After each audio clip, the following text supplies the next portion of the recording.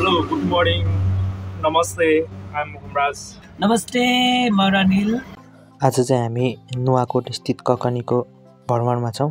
खास चाहिँ हामी यो कलेजबाट पिकनिक जाने प्लान थियो शनिबार, तर देशमा भएको राजावादी र गणतन्त्रवादीको आन्दोलनले गर्दा सुरक्षा चुनौतीमा समस्या देखाउँदै कलेजले नजाने निर्णय गर्यो र हामीले चाहिँ रातारात नै शुक्रबारको बेलुका यसको नेस्टोमेटोलाई कहाँ जाने त भन्दाखेरि नुवाकोट जाने कुरा आयो र आज चाहिँ हामी नुवाकोट जाँदैछौँ गाडीमा सरर।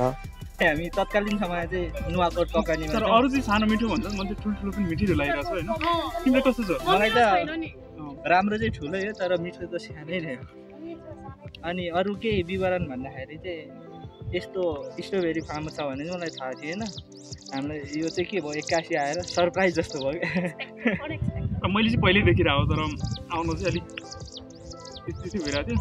2-4 जना साथीहरूलाई हिजो कतिजना 4-5 जना नजानेहरूलाई रिग्रेट होला है यो देखेर।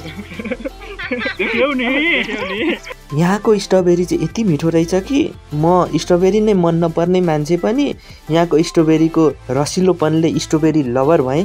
र अर्को यहाँ गजबको कुरा चाहिँ के रहेछ भने हामीले बोर्डमा जति पनि टिपेर खान पाइयो र आफैले नै टिपेर किलोको हिसाबले जोखेर ल्याउन पाइने रहेछ।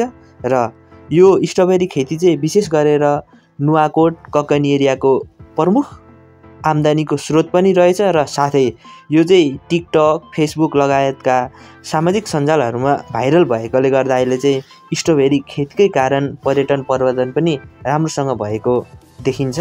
अनि अर्को गजबको कुरा चाहिँ यो स्ट्रबेरी फार्मको दिदी यति रसिलो र हँसिलो हुनुहुँदो रहेछ कि मानौ उहाँकै योगदानको कारण नेपाल दक्षिण एसियामै खुसी राष्ट्र बन्न सकेको हो।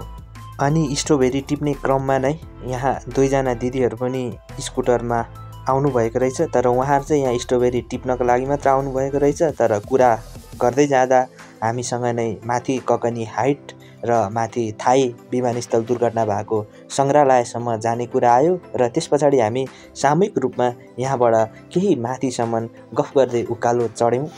लगभग 25 मिनटको उकालो हिँडाएपछि हामी ककनी हाइट पुग्यौँ र ककनी हाइटमा चाहिँ मजाको थुम्काहरू र डाँडाहरू रहेछ र डाँडाहरूमा फलामको चौतारीहरू रहेछ र हामीले केही समय फोटो खिच्ने, केही समय चटपटे खाने र केही समय हावा खाने निर्णय गऱ्यौँ र त्यस पछाडि फेरि हामी नेक्स्ट डेस्टिनेसनको लागि उकालो लाग्यौँ।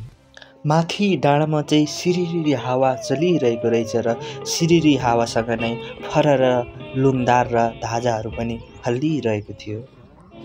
कुन मन्दिरमा जान्छौ यात्री, कुन मन्दिरमा जाने हो?